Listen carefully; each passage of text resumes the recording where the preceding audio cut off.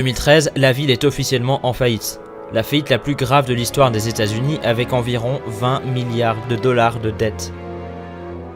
Elle en sortit en 2014 mais n'est pas sortie d'affaires pour autant. Mais le plus incroyable dans Détroit, c'est tout simplement quand on s'y balade. Aujourd'hui encore, la ville est souvent considérée comme une ville fantôme. Depuis 2005, près de 140 000 propriétés ont été saisies à cause de problèmes de paiement. Certaines ont été rachetées par les investisseurs, et d'autres ont été laissées à l'abandon. Ajoutons à cela les milliers de personnes qui ont fui la ville.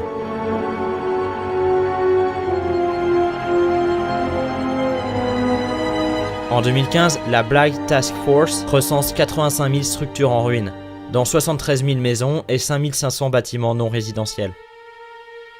En 2012, le prix moyen des maisons de Détroit était de 7 500 $.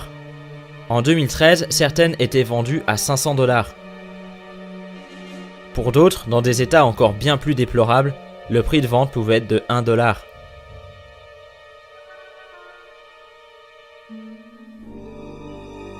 Mais il y a énormément d'exemples de bâtiments mythiques qui ont fini en ruine.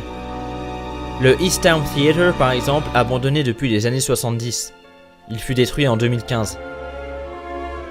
L'usine Packard, qui jusqu'à 2016 n'était que 325 000 m² de ruines, et un des spectacles les plus impressionnants de la ville.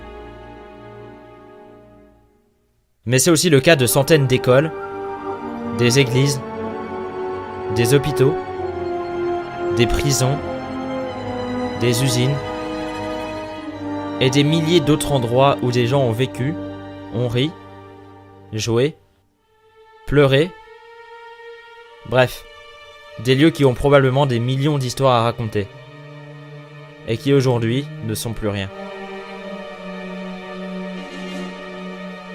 Mais le plus grand symbole de la ville en déclin reste la gare centrale. Immense et magnifique gare construite en 1912, qui fut abandonnée en 1988. Bien qu'elle appartienne encore aujourd'hui à un milliardaire, elle n'est pas, ou du moins très peu entretenue.